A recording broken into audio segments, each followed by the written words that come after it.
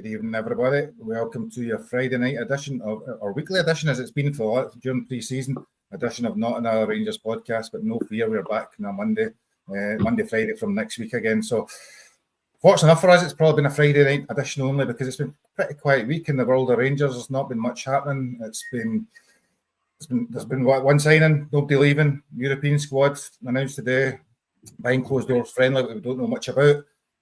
So if it wasn't for the fact we've got 3 guests and we'll only do it weekly, we'd probably been done in 15 minutes. So that's a bonus for us. So, but first and foremost, let's welcome our new guest for this evening, William from Heart and Hands. Was it Northern Ireland Bears show? Hands Across the Water. How are you, William?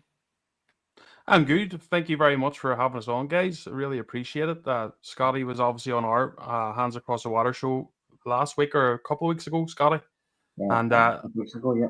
He gave the invite back to me, so that's what our show's all about. Hands Across the Water, as you know, guys. It's about reaching the hands out to you guys over there and all across the globe at Rangers. So thank you for sharing the hand cross back to me and inviting me on, guys. I really appreciate it. Not at all. And for those that don't know, then it must be crazy because everybody watches every single Rangers pod going. William, do you want to tell people a wee bit about when it's on and how often it's on, all that sort of stuff? Well, at the minute, it's just me and my brother Barry doing it. There's guys helping us behind the scenes, but they don't really like showing their faces and stuff, which is fair because not everybody likes doing that, as you know, guys. But we go on Monday at 5 o'clock, and there's Baz on. You should have been on here as well, Barry. You said you couldn't come on. You're sitting commenting. You could have been sitting beside me here. As I say, guys, yeah, it's a show from Northern Ireland. The way we wanted to start it was, lads. I'm sure if you guys have been to Ibrox a million times, like myself, and you'll hear the Ulster accents everywhere. Me and Barry really enjoy the podcasting world. We love listening to the likes of you guys and Four Lads, all the Rangers podcasts. But we were starting to think, look, where's the Ulster accents? There's a massive support over here.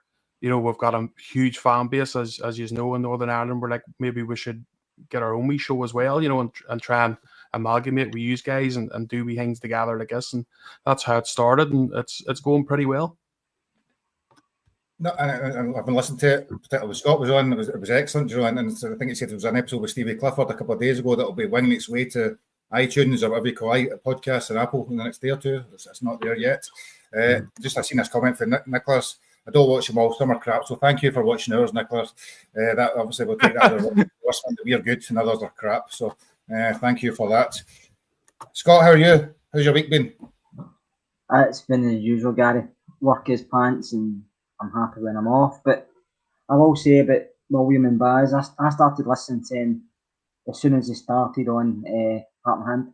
He just got into Patreon at Heart and Hand, and I got listening to him, and he's going on Monday night, and I worked 8 o'clock Monday night, so it helped me pass the last hour or so because we're always on, and that's when I started listening to him, and I see him on YouTube, and that's why I got in touch, because I enjoyed listening on Patreon. I thought they were really good, and they're a bit like us, Gary, and Ricky, they're a bit like us, just Rangers fans that want to talk about Rangers.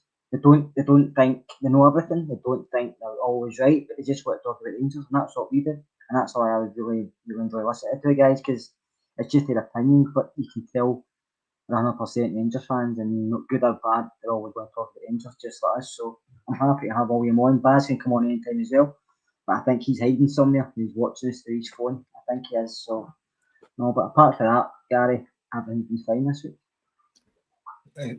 Baz probably did a trial run, watching it, see if it's any good to make sure it's worthwhile coming on. William's a tester, I think, as far as it goes. And Ricky, last time we were on, you were obviously getting in preparation for William joining us. I think there was an excellent accent you were doing just to kind of get him in the mood. Nah, no Irish accent tonight. I'm still getting grief for that. What was that, about 3 weeks ago? I apologise to everyone in Northern Ireland. That will never happen ever again. But no, great to have William on. I totally agree with what Scott just said. The more pods, the merrier. It's great, all the Rangers podcasts. You don't need to watch them live, every single one, the time they're on and stuff like that. It's great to catch up with some through the week. I like listening to them when I'm in the gym doing some cardio, or I like going for a walk. Tonight I went for a walk. I was listening to Four Lads, and I listened to William's podcast as well. So more podcasts bring them on, man. More the merrier. You can never have enough Rangers content. That's what I say. And you listen to the mainstream media nowadays, the rubbish that they come out with, it's better at listening to actual Rangers pods because we're the ones that speak sense. Yeah, and just before I come on, Ricky, I was thinking there's a good show starting back on Monday. I think there's a certain Barry Ferguson returns to, is it Go Radio, to give his views on Rangers. Oh, my. Well, he's got nothing left to say. He's done it all in the Daily Record for the last 6 weeks, mate. So what else has he got to say? He's going to be on there. Eggman's worth 500 grand. Dessers is the best player, better than Ronaldo was in his peak. It's going to be the same shite he's been regurgitating through Keith Jackson. He's got his hand up Keith Jackson's ass, and he has for the last 6 weeks. So he's got nothing left to say as far as I'm concerned. Yeah, and always when Ricky speaks, we use the word allegedly after that, just in case there's any offence you're taking. So I suppose, as Scott says, we're no tactical geniuses. We're not going to go into depth about the things that we don't know about. What we do is we enjoy football, we enjoy Rangers, and we'll talk about stuff that's happened over the course of the week, talk about some of the links, talk about some of our understanding, and we'll probably steal from some of the other pods because they know better than us. So we'll pick in things like the tactical genius that is Adam Thornton and people like that, if you've listened to them during the week, so we can tie up on some of those things. So I suppose first thing I was thinking about today, and it's been a while, I don't know if it's been a while when we signed Jedi Gasama. I don't know what day was it, Monday, Tuesday, Wednesday, I can't keep up the days, they're quite difficult to remember, for a steal at 2.5 million. Apparently Sheffield Wednesday fans thought it was worth a million times that, I think, at certain points in time. But he's a speedy, fast winger. Bit like one called Rabbi Matondo we have somewhere along the line. But are you excited to see this boy play for us? Yes, I mean 100%. That's what we've been missing for quite some time at Rangers is wingers that can actually take on players. You know, we play in Scotland. That's our bread and butter. We always have a problem with this low block, and we know yourself, I'm sure you have talked about it in this show as well. Loads of times we can't break it down. We don't have the flair to do it. We haven't had the good players in that position to do it. So hopefully if this guy can, it'll help us big time. Obviously, Sheffield Wednesday fans probably could have got more for him. He maybe wouldn't have went at this stage, but obviously we all know they're in a bit of trouble at the minute. So all the clubs are being like vultures and picking off from the bones of what they can. I'm glad we were one of them for once. And I'd say hopefully he does the business for us, mate. But the proof's in the pudding, isn't it? Like we've seen this before. It's all about can they wear that Rangers jersey, which is a whole different thing than playing for Sheffield Wednesday when you're coming to Ibrox Park and you have to win every week. No, a draw anywhere is not good enough, and it defeats a catastrophe, like Walter Smith always did say.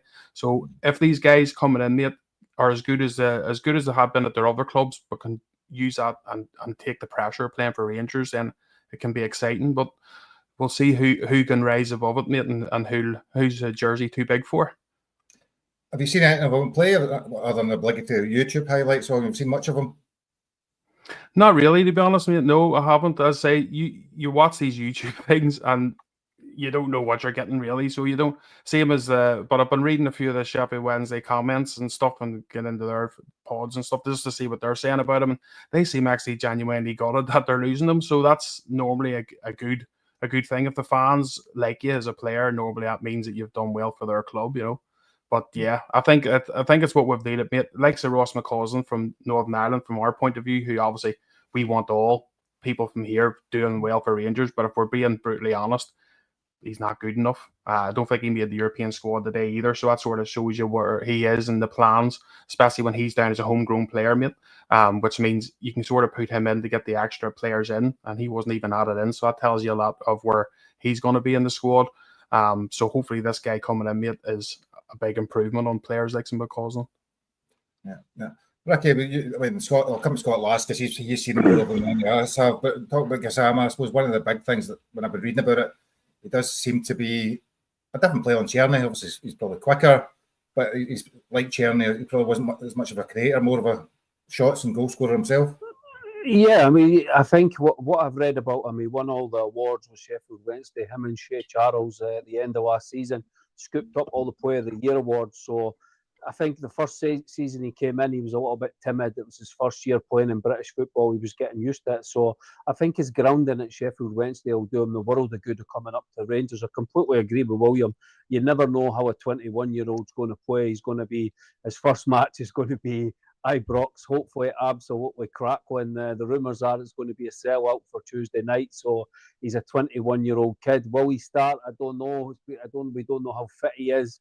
Obviously, he's been training probably now for a couple of weeks pre-season.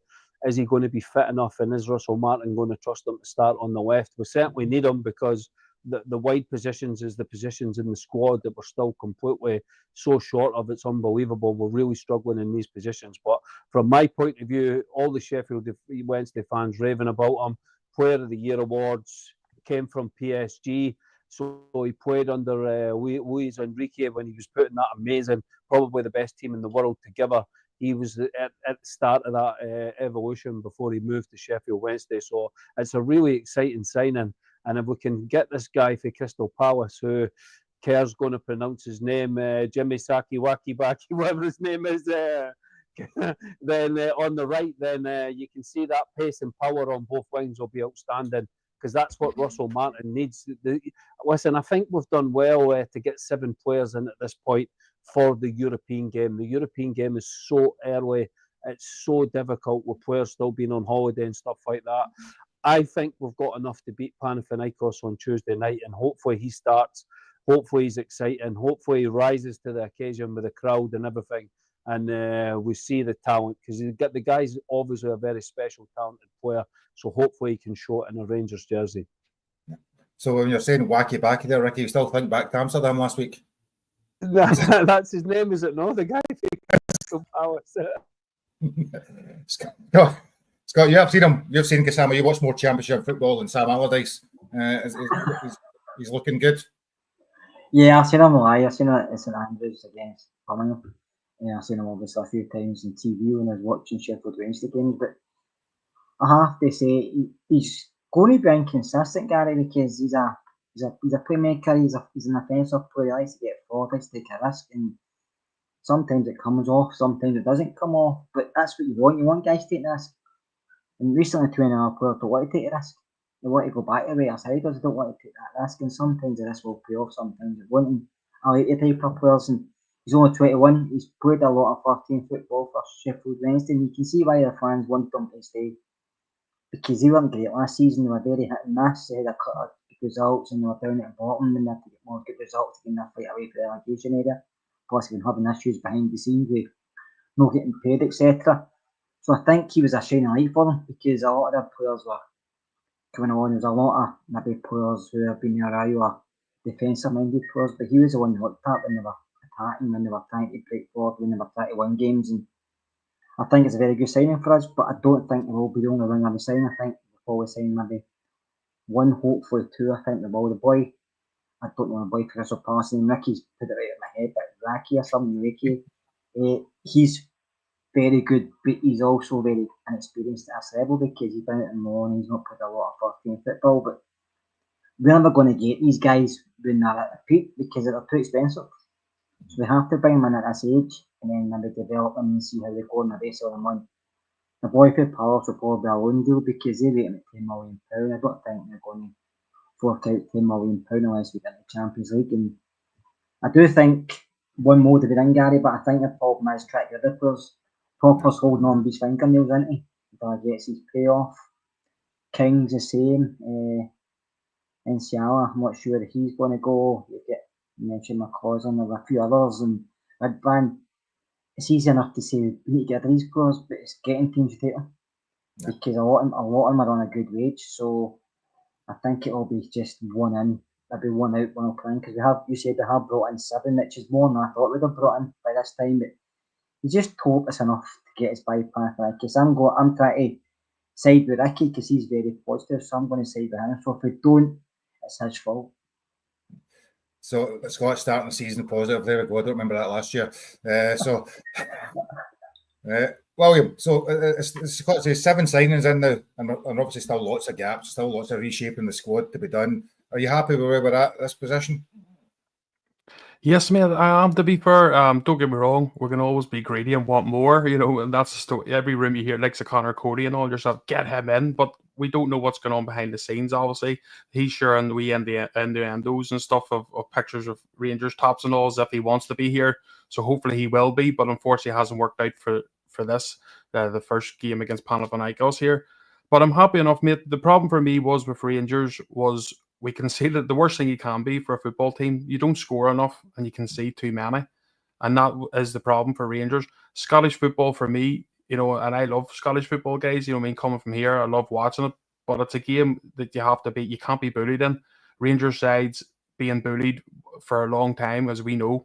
It's good to see that he's getting big, strong centre halves in for a start into the centre backs. And that's hopefully when it comes to corners, both offensively and defensively, it means then we can be stronger. I think it was like 185 corners we took last season and hadn't scored a goal from one of them. And the same thing going defensively. Your hands were over your eyes every time one of the, Motherwell was having a corner against you, which just can't happen.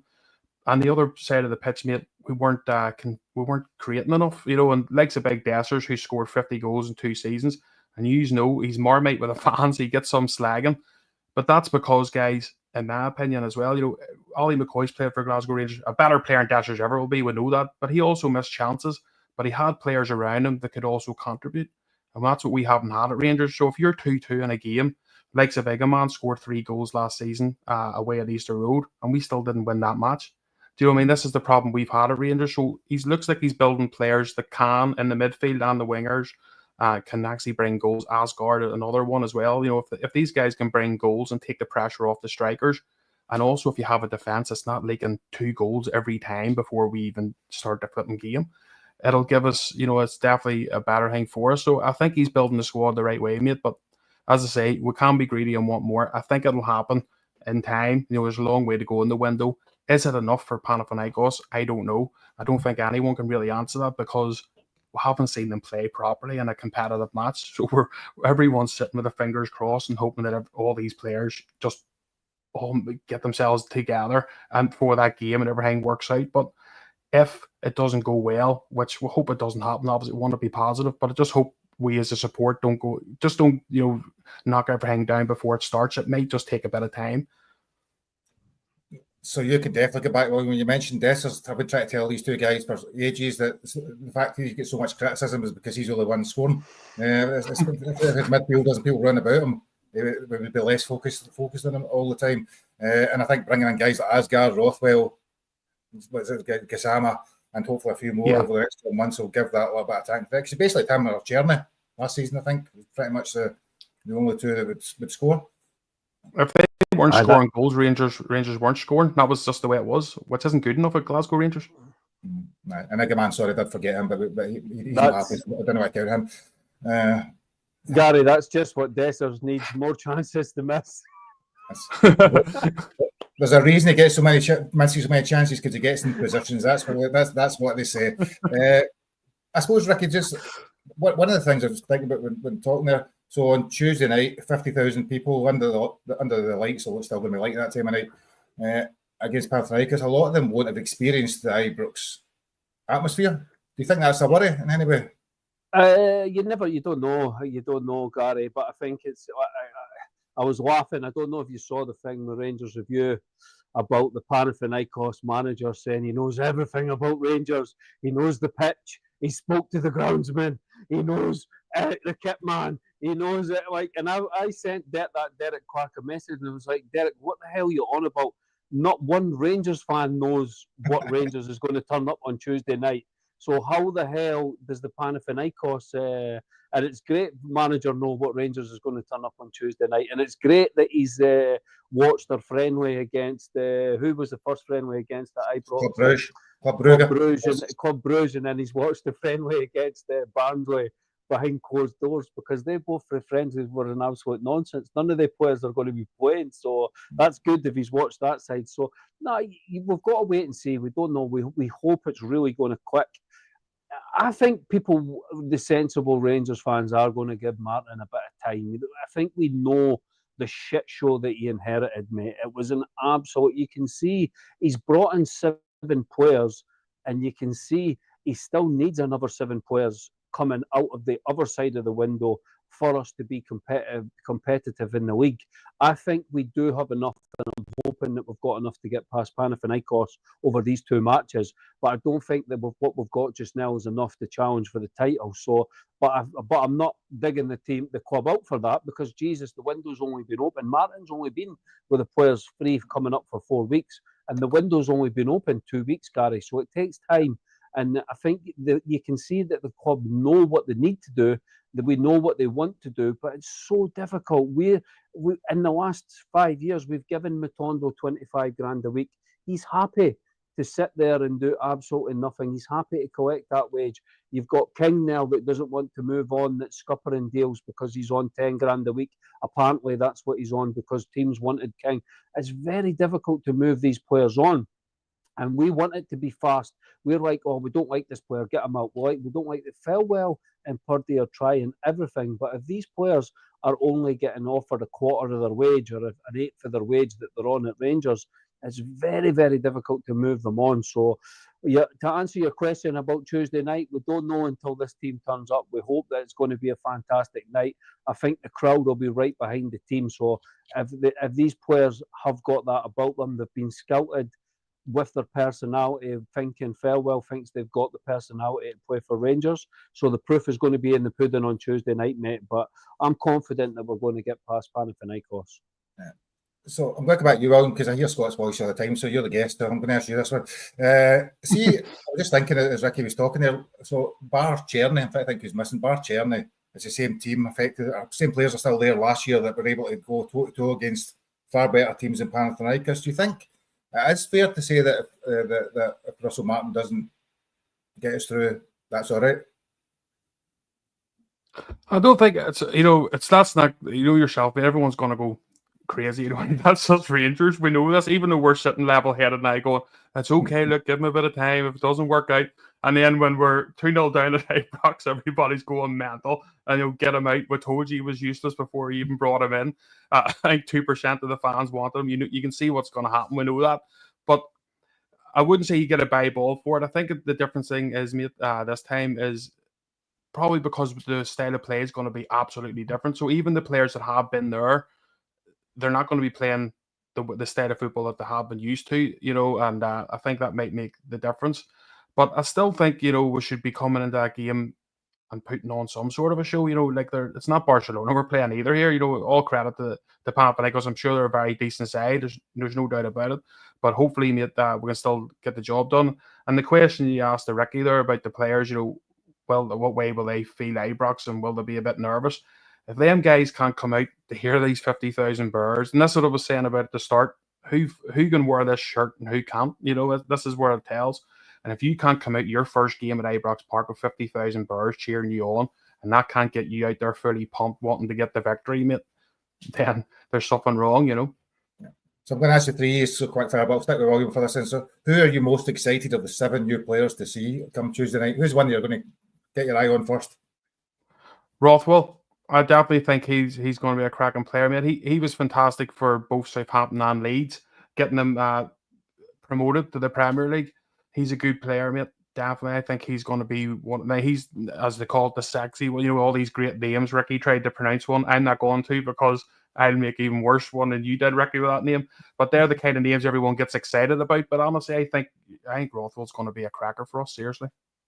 And he's kind of flown under the radar a wee bit, Rothwell, isn't it? When we're bringing in the younger, more, I suppose, more exciting type players. And people have just kind of took him as a signing, undisclosed fee, 30-year-old experienced player. But I don't know if you listened to Scott. Did you listen to the podcast with Adam Thornton? Really good for him. He's not listened to. He had a well, no point asking you then, Scott, but you're shaking your head. Ricky, you listen to every podcast.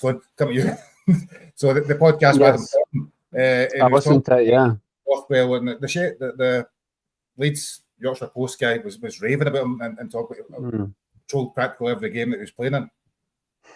Yeah, no, I mean, they're excited about, but I'm excited the same as Adam Thornton's excited. I'll answer your question. I'll say Asgard if he plays, but I'm excited. I mean, I see people, I'm excited to give Dowell a second chance, and I know that's controversial and stuff like that. I'm excited to see the team on Tuesday and see the team to play exciting football, Gary. That's what I'm excited about. I don't care who's in that team. I'm going to trust the manager, and I'm excited to see how it all progresses and how it works as a unit. And I want to see it progressing game to game, because we've been watching shit football for years, mate. It's been absolutely like, come on, last season almost. It was so bad, it was unbelievable. So I'm hoping for a complete new takeover. Now we've got a new team, we've got a new manager, and I want to see fast, entertaining flow. And William's completely right. If we lose on Tuesday, it'll be absolute carnage. You just know it's going to be. But I'm excited for it, and I feel like he's brought in the right players, and I think it's going to be a good night on Tuesday night. And Scott, do you know, I think that Mark put a comment about Barron playing one of the midfielders. I think there's more chance of me or you playing probably as one of the starting midfielders on Tuesday night. But of the players, is it any in particular, or is it one of the 7 players that you're looking forward to seeing most? You think it's going to add that little bit of sparkle? Rothwell's a very good plug. Gary says he's like people say Ronsu. He does what he says. And he's really he's very comfortable on the ball. He leads the game very well. Keeps everything simple. Keeps everything ticking over, but he does move forward. But I like to see Asgard. I've seen him a lot when he was younger. Again, he's such an intelligent footballer. He's 2-footed. He cuts inside and go wide, but he can score goals. Some of the goals he scored for Wigan, you probably find them on YouTube or Sensation. I know people say it's only Wigan, but you still have to put the ball in the net. Do you know what I mean? You still have to put the ball in the net. And I just think if he's fit, I'm not sure if he's going to start because obviously that injury was just minor, but I'm not sure. But I want forward to see him this season because I think he can make such a big impact. And I think he will as well. And I think he's one of these ones that probably ticks a box for player trading models. I think if he does that well, you can move him on for a lot of money because English teams know him. They know what he's all about, and you'd only really get that chance in because Wilton went to League One and also had a clause to say he'll be for $2.5 million. So you were first through the door. But I think if he does what I think he can do, or what I hope he does, people will be very pleasantly surprised how good a footballer is. No, I think he sounds really good. I can't remember somebody was talking, one of the podcasts I was listening, and it said that he played against, was it the Leeds team or something? Whatever, Steinson, Greta Steinson had watched him in a game. He dominated the other midfielder there as the opposition, and he was outstanding for Wigan, I think it was at the time. But he said it was just a quality player. So I suppose going forward for Tuesday night, we've got a pod Monday night. We'll cover a lot of the preview then, so rather than tonight. But I think that we do have a number of players. We've got a big squad now. We've got lots of people there that shouldn't be there. I think that we talked a little bit about some of the players needing to leave. So I'm going to pick up some of the rumours that have been the last couple of days and kind of get your thoughts on them. So, Ricky, I'll come to you first. So, I'll stay with you, Scott. So I was blanking you earlier. I feel bad there. I'll stay with you, Scott, for a second. So, Diamande was linked today, I think, with Besiktas, who, I don't know, Turkish teams must just sit and fire out bids at the end there. They must have a guy that just sends a fax constantly, every single team in Europe. Can we buy this player? Can we buy that player? It's constant. So £6.5 million Besiktas allegedly have offered today, been rejected, and they're going to come in with a bigger bid. What likelihood of that occurring? You're on mute, Scott. I don't trust the Turkish team money-wise, Gary. I think it's like getting blood for a stone.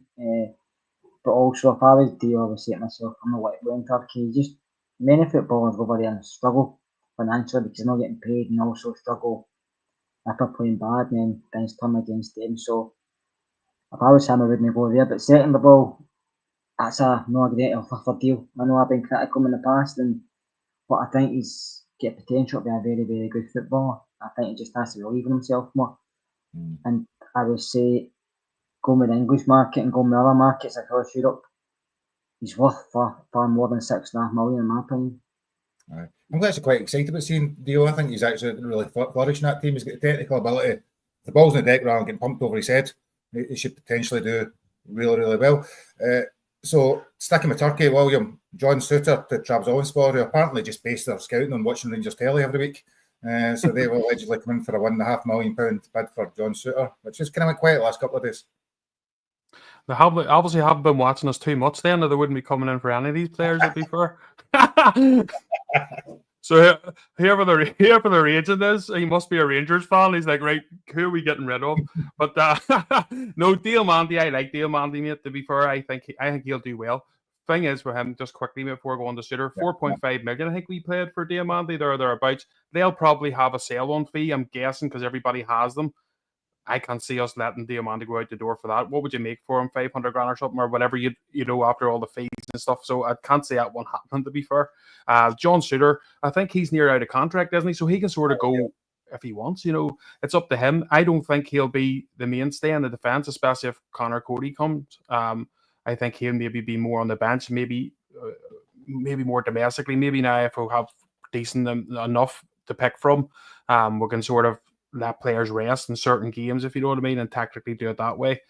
So it's maybe up to John Suter what he wants to do, mate. But the only problem with Turkey is, as we all know, it's all right. They offer these big wages, but how many times do the players go there and they're fighting to try and get these wages? So if John Suter's smart, I think he'd probably go somewhere else. But I'm sure if there's a contract there for us, even for a year or two, mate, and he's happy maybe not to play every single match, and he wants to do that, then fair enough. I would stick with John Suter, to be fair, mate, but I wouldn't have him, in my opinion, anyway, as one of the starting 11.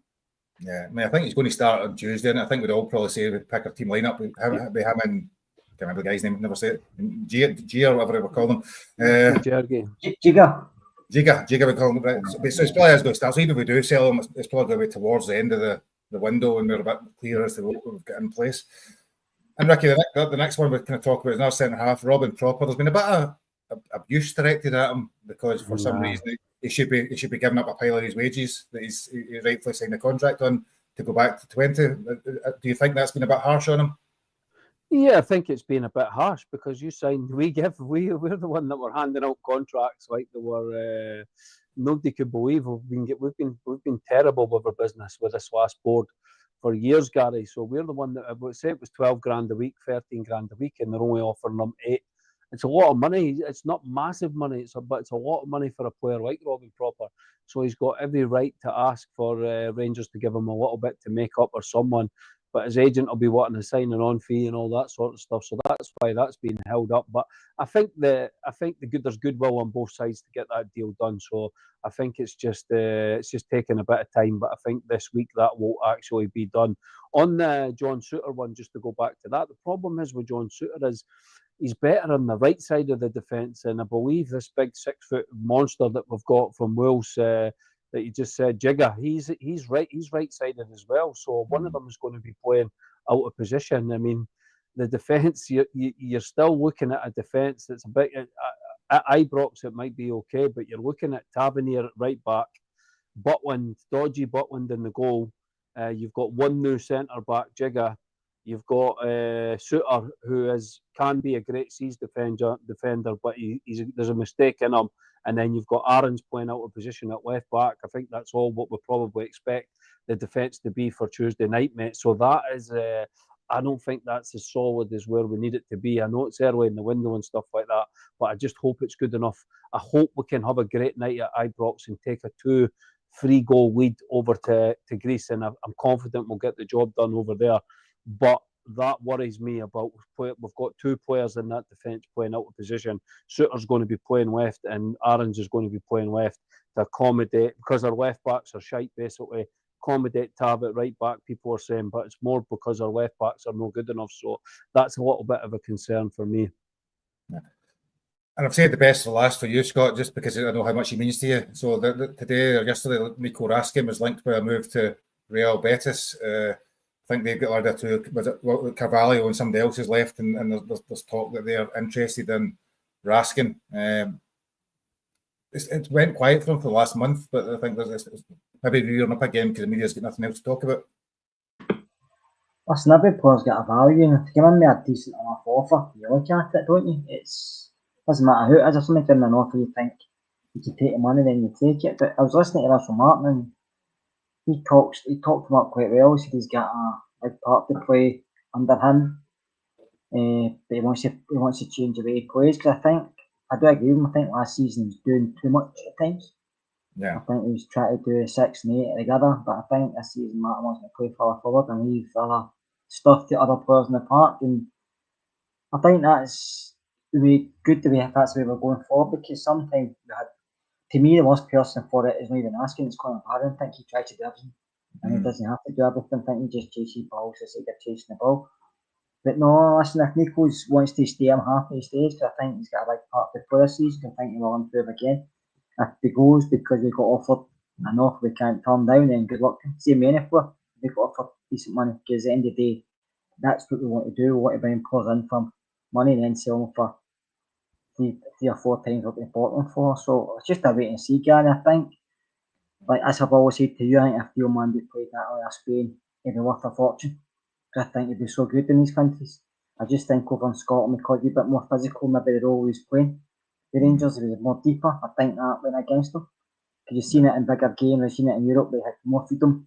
He was so good, but in the rough and ready Premier League games where it's like you're having to dig in and stuff, I think he maybe let himself down. But it could, like I say, it could be the way the manager told him to play, or maybe he didn't like the games, but I think it's more the way he was told to play. I think under Martin will use him more sensibly, and I think he will get more for him. But like any player at the squad at the moment, if they get a decent offer for, we have to seriously look at it, because there's always players that you can bring in. And in the past, Gary, we've saved multi offers before, and it's come back to bite us, so I don't want to keep doing that either.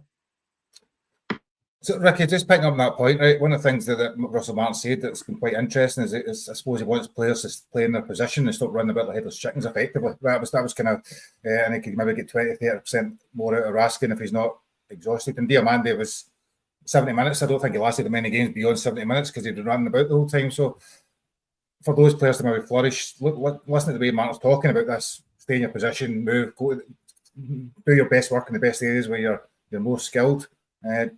There is potential, or sounds like the potential to see some of those, particularly midfield, really developing those two in particular. That sounds great, and it is great when you get it to click and when you get it to work. But it's going to be 100% high risk, because your defence has to be high. So your defence has to push. Your defence is basically doing the job that Raskin and Diomande were having to do last season. Now, are our defenders good enough with that one holding player, Rothwell, because you're asking a lot out of him. So you've got one fullback maybe inside the park as well. So it's all about players being in the right position. And unfortunately, Gary, it's very, very difficult. The way he wants to play is unbelievable, and I think it is going to be sensational once it clicks. But to get it to click in 3.5 weeks, and his first game being a massive game against Panathinaikos, it's exciting, it's high risk, and I so hope it works. But there is the potential for it to be a complete shit show as well, because it's all right saying, okay, Raskin, you stay up here, and Diomande, you stay up here, and he's going to demand that they do. But if they're struggling at the back and there's huge gaps because the players don't know where they're supposed to be, and this Greek team can zip the ball about, I'll say that about them. They're not as good a team as what people are making out. They're making out that they were in the Conference League and everything last season, but they are good at zipping the ball about, and they will exploit us if we're all over the place and we're a complete shit show and we don't look like the players have taken in this new system. I'll say one thing about the players that are in this Rangers team, Gary, in the past: they're not exactly the best when they're coached. Every time we were playing one game a week, and come on, or Ferguson said, I had a full week of training, I had them on the training pitch, you're going to see this amazing performance on Saturday. Well, we're 2-0 down to Motherwell within 15 minutes. So we don't want to see that on Tuesday night. So I hope that the players that he's brought in is enough to get us up to a percent where the other players, if a few make mistakes, the other players can cover for their mistakes. But it's going to be high risk in it. There is the potential for it to be amazing, and there's the potential for it to be heart in your mouth. Because you know what Ibrox is like, mate?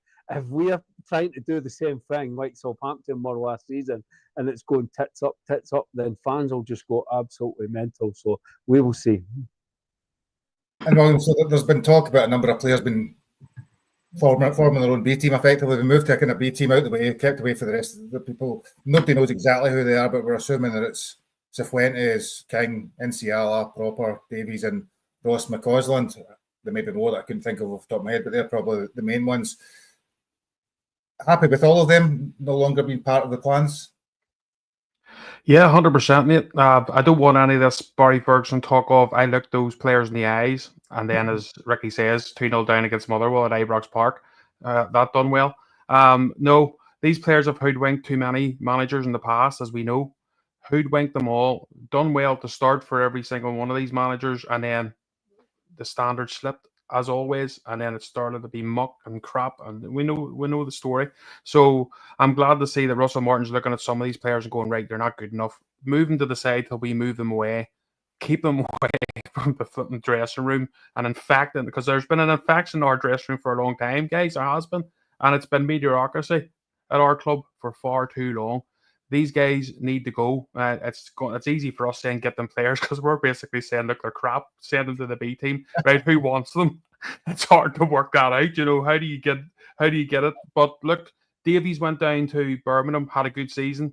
They seem to, fans down there seem to enjoy him. Darrell was another one who we all thought useless, went down there, seemed to have played pretty well.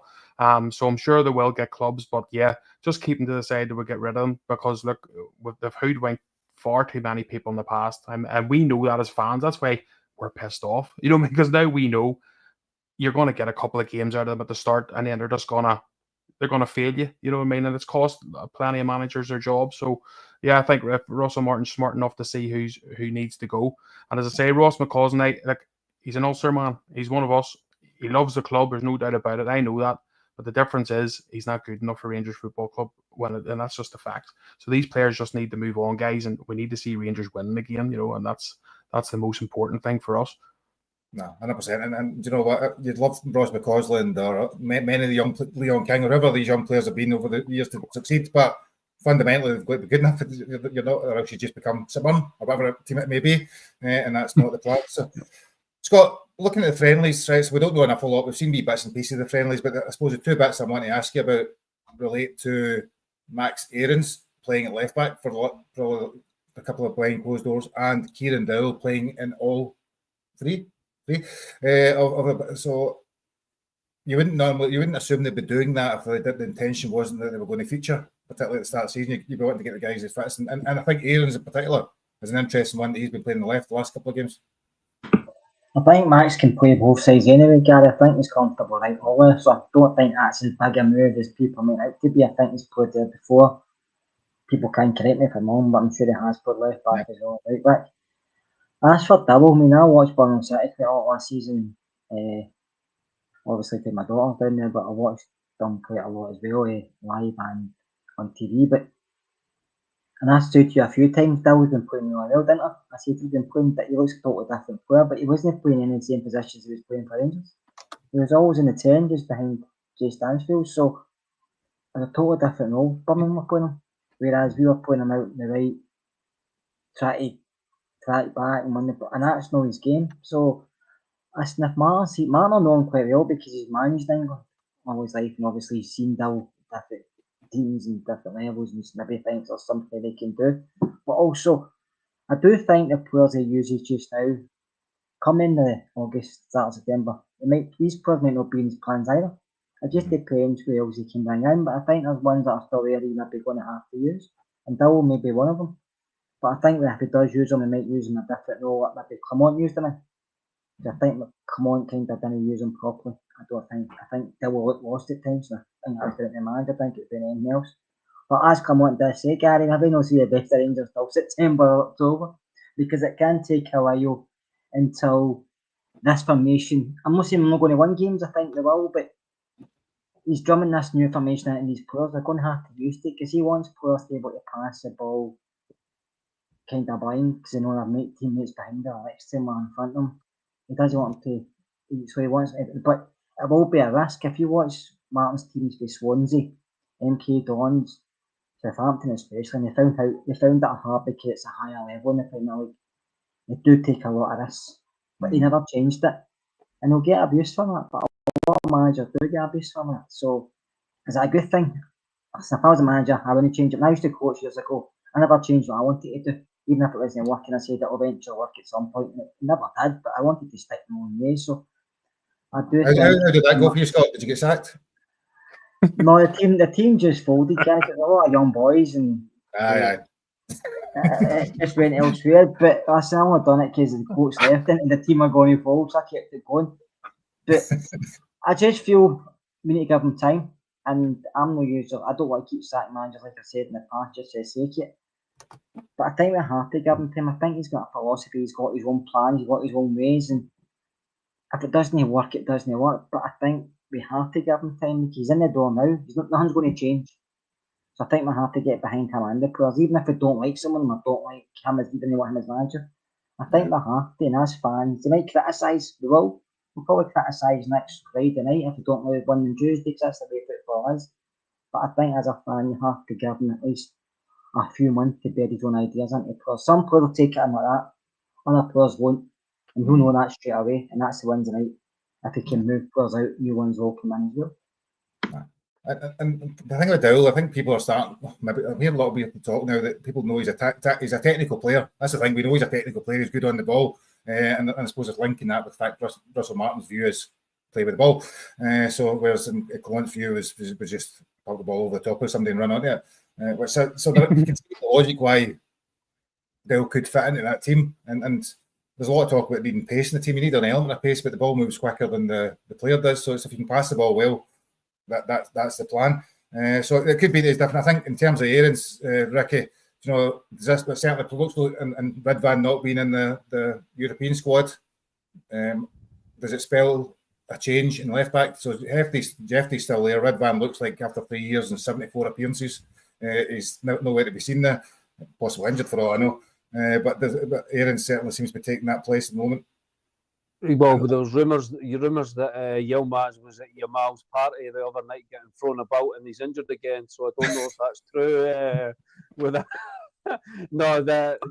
It's time to move on for Yilmaz. We all know that, man. I mean, Jesus, he's been a disaster of a sign in the last 3 seasons.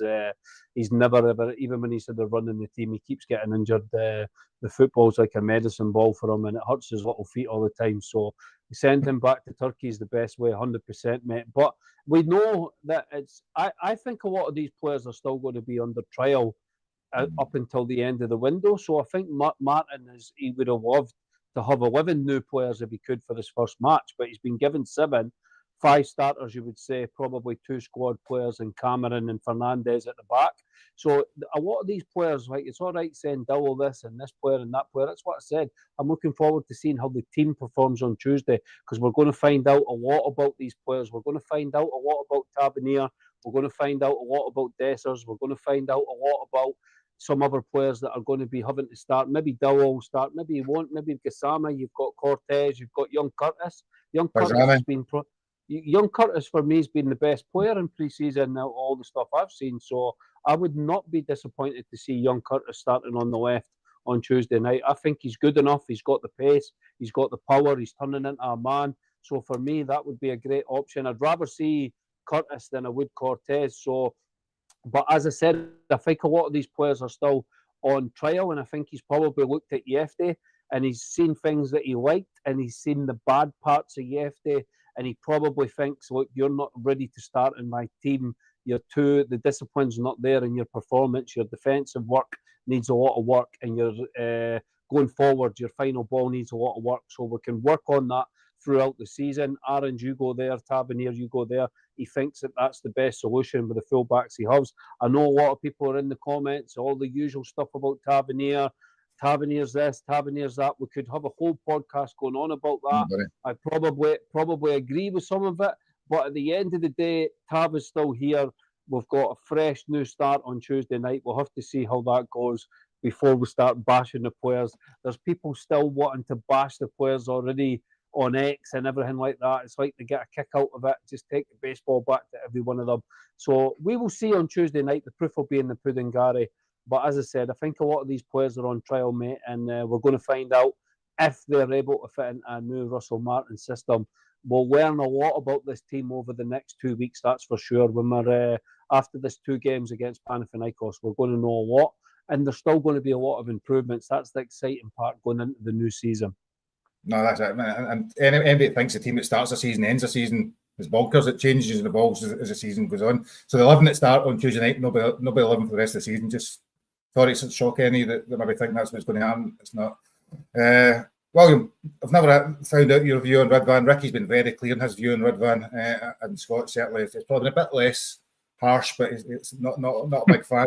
I take it you may follow suit and think Ridvan's time is up at Rangers. I'd like to think so, mate. He's never on the pitch, and if you're not on the pitch and you're getting paid a lot of money, what the hell? What is the point? And this is the problem for Rangers. We've had too many like that. He showed bits and bobs, in certain games at times. Other times he's been absolutely useless. He's been a bit more mate like that as well, mate. But no, there's no point. There's no point saying not give him a couple of months and he'll start to get up. Then he'll get the feel of the game again, and then he'll start to. Sure, by the time that happens, he's injured again, and you're starting the process all over again, mate. So if anyone's willing to take him off our hands, please do. I'd be the first one to get him the boat. I'll get a boat organised, no problem on this end, and we'll get him shipped wherever we need to. We never need to take him. Do you know what? What's mental actually? Turkish teams want our players, apart from the actual one that's Turkish. We kind of get them back to them no matter what. The actual one that's Turkish. So I'm going to pick another one. Danilo. Then, well, we'll stick with you. So Danilo is apparently in a closed doors game, scored a goal and 3 assists. He scored last week against Barnsley. In the other game, missed a couple of sitters as well in the highlights that you've seen. But do you think he'll be leading the line Tuesday? That's a tough call, mate. Danilo's a strange one. I actually like Danilo, you know what I mean? And yes, I understand. There's me just after talking about a player who's never available, and I'm sticking up for Danilo. But I think the difference is he was very unlucky, especially with when he scored that goal and got his nose or his cheekbone or something smashed, and then he had another. But he didn't really have many injuries before that, And unfortunately, it hasn't worked out for him. But this is it now, mate, for him. If he hasn't been sold, he's staying. He is going to have to. There's no excuses now, mate. He's had a full pre-season. He needs to be banging goals in straight away, because if he doesn't, mate, big Dashers is there, and that's a fact. And Dashers will score the goals. That's just whether we like to admit that or not. That is what will happen. The big man will score goals. He'll miss a lot too, but he'll score goals. So Danilo has to do it, But I think, mate, he maybe will get the nod. He's had most of the games through the pre-season matches, so I would say they'll give him the nod, especially because Dashers, I think he had a wee knee injury or ankle injury or something anyway, and he couldn't train. So I don't think he'll be leading the line. It'll be Danilo. I hope he does the business, mate, because anyone wearing our shirt, we want them to do the business, But it's a big, big few months for him, mate, to prove the fans. If he doesn't bang the goals in, you'll hear it from the stands. The fans will just say that's enough. Get him out. That's the way it is. No, definitely. I don't get to give an opinion because I'm hosting. I'm going to say it's one in Danilo. People talk about his cheekbone, talk about his knee injury. That was the season before last season. So and it gets a lot of leeway for something for not doing anything last season, as if the injuries were the cause of it. I think the big injuries were the season before. But anyway, I think he's what we have just now. Going on to transfer rumours, Williams. I'm going to pick because you should know this better than MD here. So there's a guy called, is it Pierce? From Sheffield Wednesday, the Northern Ireland goalkeeper. I think what's his name? Pierce. What is it again? Pierce Charles. Pierce Charles. So have you seen it now? I think he's played a few games for Northern Ireland. He's 19-year-old. Played umpteen games for the end of the season. Good goalkeeper, mate. He's the kind of goalkeeper that Russell Martin will like because he can play the ball on his feet. There was actually one of the goals that we scored when Northern Ireland, he literally blasted the ball over the top and seen the player making the run, and was good enough to hit the ball from his side from where his net right over the pitch onto the player to run onto to score. So I'm not saying he'll do that every week, but what I mean is he does have that in his locker. So good shot stopper, and yeah, he can play. He's that kind. He's confident with the ball at his feet, like all young keepers are these days. It's a trait that keepers likes of Klaus and our Gorham and stuff wouldn't have had, because it was listen, you just stop it from going in, never mind that nonsense, and bluter it up the pitch whenever you get a chance. But these players now, mate, are more about, it's all about on the field, and can you play it out in the back? So I'd love to see anyone who's from Northern Ireland representing the club, but they have to be good enough. But I think he could do a job, mate. And Mason Munn as well is another good young keeper. He's doing well for Northern Ireland at youth level and stuff. He came from Glentoran originally, and there was big talk about him at the time when he moved over to Rangers, mate. And he's another one from here as well.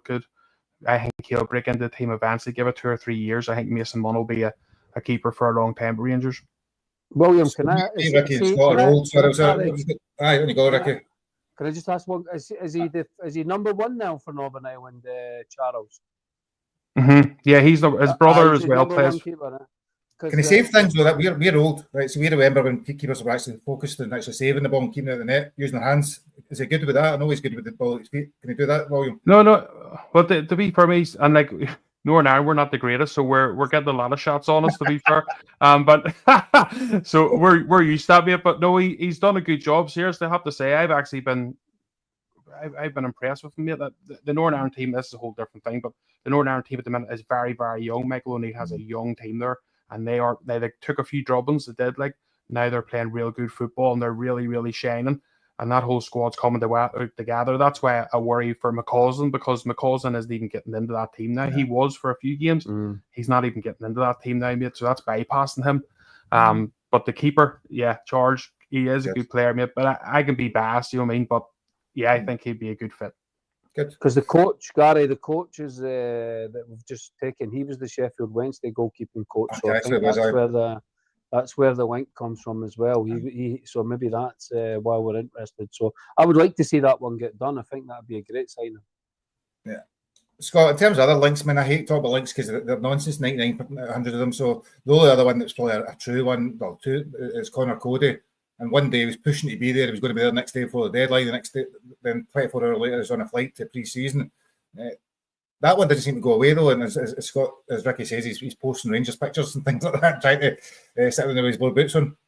I think Gary, it's just a case of we have to get the players first. I think we have inquired about him because what everybody said it would be bloody. I think even Leicester said Rangers made an inquiry, but I think maybe you've been told, maybe we think we can't. We get 30 odd players in the squad. That's my big daughter. Make more sense. Make more sense. We get 30 odd players in the first team squad. We just kind of keep buying and buying and buying.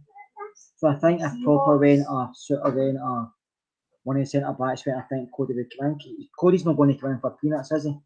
So I think it will happen, but I think it will happen before the window finishes, but I don't think it will happen anytime soon. I think it's a case of you have to get players out first because we've got quite a lot of centre backs at the moment. We've got Davis, we've got Proper, we've got Insiala, we've got Leon King, and therefore it's not getting a call, and we've also got Sutter there. So I think it's a case of maybe one or two away and we'll bring Cody in, because I think that does make more sense. I think an experience of Cody and one of the young centre backs he brought in, I think that's what he maybe is looking for. I think that might be a reason. Maybe Sutter's looking to say, well, I've not been offered a new deal. I've not heard the Sutter may have been offered a new deal, but I've not heard he has. And I think it's a case of if he can get £1.5 million for John, he would take it, because come January, he can sign a pre-contract for somebody and he get nothing. So if I was Rangers, I would say, right, give me £1.5 million. I know John Sutter's a decent centre half, but if he can bring somebody else in, you get me a bit of money back, haven't you? So I think it's just a case of between now and the window closes, I think other things will happen, but I think that one will happen. I think Connor Cody probably wants it more than a lot of Rangers fans do, to be honest with you.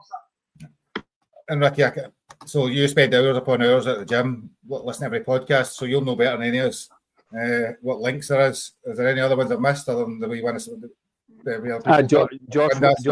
Josh Windass on a freeze coming. I said tonight, Josh Barry was going on about that we're really interested. We really want this guy for Crystal Palace. Saki, the fast winger on the right hand side for Crystal Palace. Rangers are really pushing. He's the player that we've got nailed in England. England young international from England. Really, they see him as a big part of the jigsaw.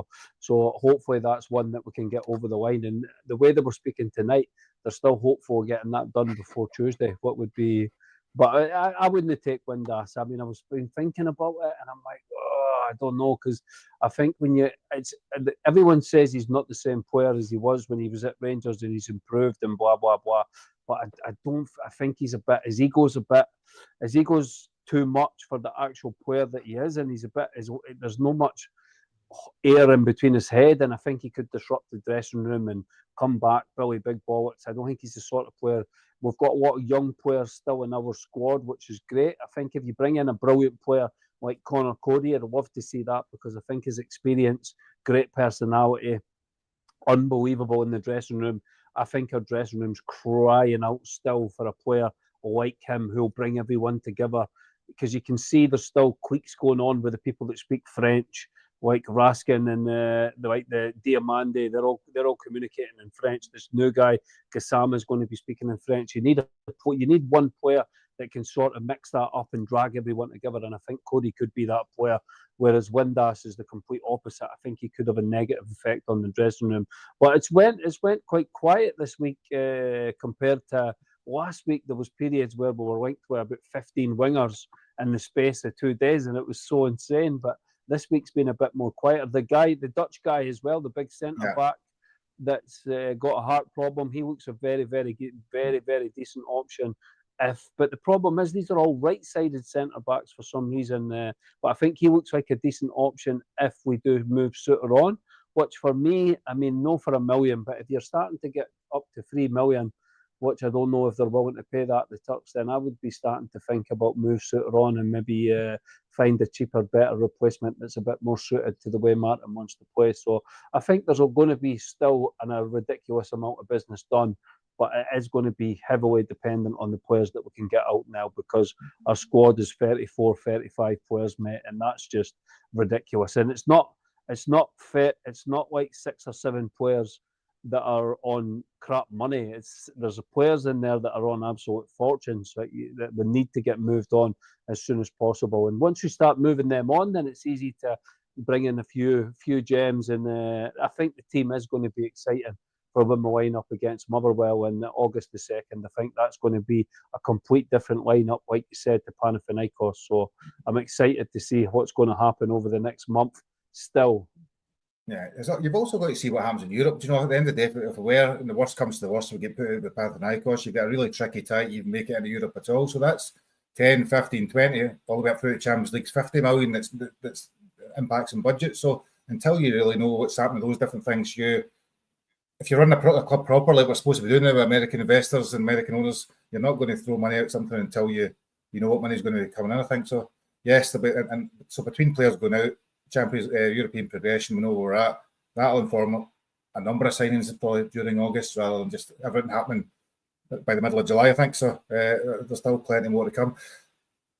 We could go on about some of the others, man. I'm going to pick on one. Just Hagaman, William. Hagaman's been talked about a wee bit this week by, I don't know, was it Rangers Insider? I can't remember the headline read, but I think it was Derek Ferguson talking about how he was unhappy. He's been not acclimatising well. But it has been very quiet on him. On leaving, Leo seemed to be not being mentioned at all at the moment. That wouldn't surprise me. You've got ex-players like Billy Dodds, who used to be his coach, got on the radio station saying he's not worth $500,000. You know, what the hell are these guys all about? You know what I mean? Unbelievable stuff. Just nonsensical stuff at times. I think he's a good young player. I think he'll do well wherever he goes, mate, whether that's with us or someone else. But listen, if someone's offering us, say, just for talk's sake, 14, 15 million. I know some people are saying 30 million, 40 million. But if someone comes in 15 odd million for him, mate, and we just bought him for $1 million or so a couple of seasons ago, you'd be mental not to let it, not, you know what I mean? And you have to, like, I don't like bringing them across the city and anything, but the fact is they will sell at the right time because they believe in themselves to recruit. And they do it time and time again, whether we're always like, you can't sell now. You know, we do this all the time. We have to be brave. And I think if the right money comes in for Eggman, sell him on, you know what I mean? Because we think, like everyone's saying, he's going to be this next big thing. We don't know that. You don't know what's going to happen with anyone. He might be, he might not be. Well, you know what I mean? But if the money's there and there's a good offer for him, I'd be taking it and running and investing it back in your team and getting 2 or 3 good standard of players for that kind of money.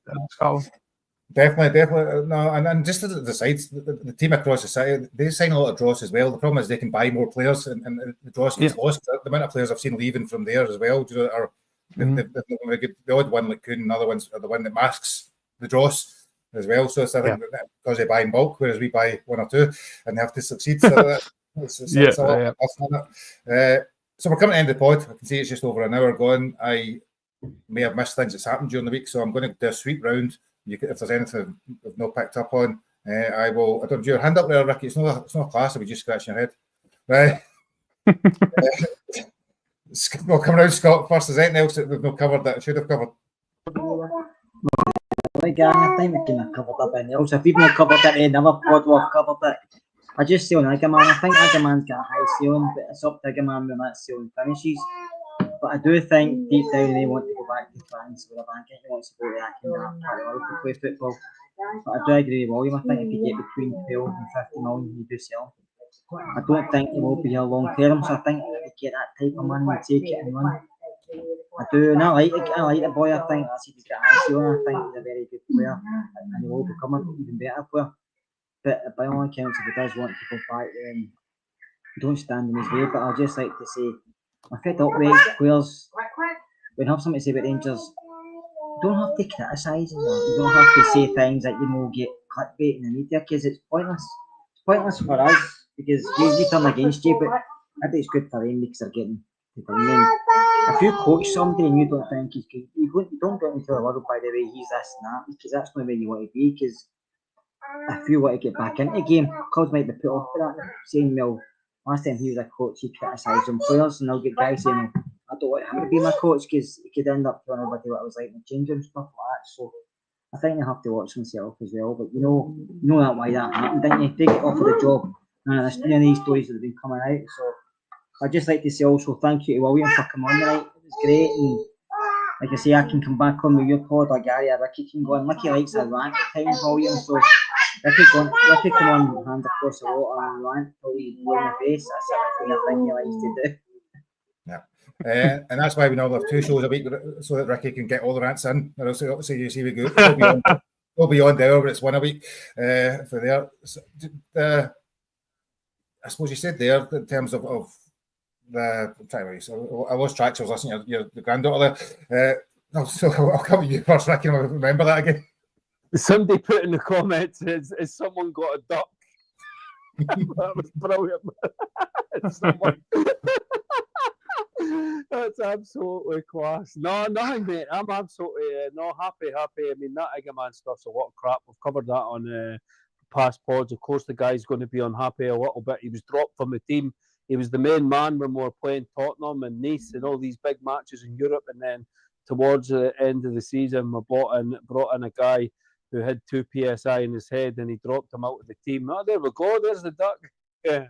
Very cute, very cute. No, brilliant. So of course they're going to be unhappy. Eggman's going to be unhappy. So of course. So for me, no. Apart from that, Gary, everything's good.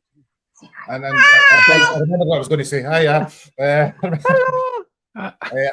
Do you know there was a lesson? See, hiring 3 guys to be our coaches that work in the media, and when they were leaving, they were going to have to back their jobs in the media. Stands the reason they weren't going back to jobs without then talking about it. Do you know, much as I criticise them, it was always going to be the case, and that way they're not going back and say we're not going to talk about Rangers. That's what we've done for so many years before it. William, have you enjoyed your evening here? Is there anything you want to add? No, it's been absolutely class, guys. I really appreciate you inviting me on. Just quickly, if anyone who has been watching, if you were over here recently for 11 and 12 and stuff, I hope he's had a good time. I know it's not Rangers related, but I hope he's did have a good time if he's over here and enjoyed yourselves. And you guys for bringing me on here. I really appreciate it. You are more than welcome on our show anytime. If you want to come on, you will always have the platform there. It's for you. There's no problem. As I said, that's what Hands Across the Water is all about. Gary, fair play to you, mate. It's not easy. I've actually been able to. I'm always the host. I was able to chill out today. I didn't have to sit and watch comments and pick things out and try to get everybody their bit. So you don't have to say too much all the time, mate. It's same as myself. Sometimes Barry does more of the talk because that's the way it works. But you've done a stellar job, mate, and you always do. So credit to you as well, mate. Thank you. William, plug for show again. I just like to say to William, can you understand what we are saying?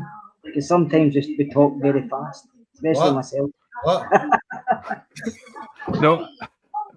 As I said to you, Scotty, the show you were on in ours, when I first started coming over, I was 9 years of age, and my dad would brought me over, and he was talking to all the Scots guys in the bars, and I would have been going, what the hell's what's he saying, Dad? You know, and my dad would have went, "You'll get it, son. You'll get it. You'll catch on." And as you do over the years, you do. So yes, I can understand you perfectly well, and hopefully everyone could hear me. None of that fiddly diddly dee that Ricky was saying a few weeks ago.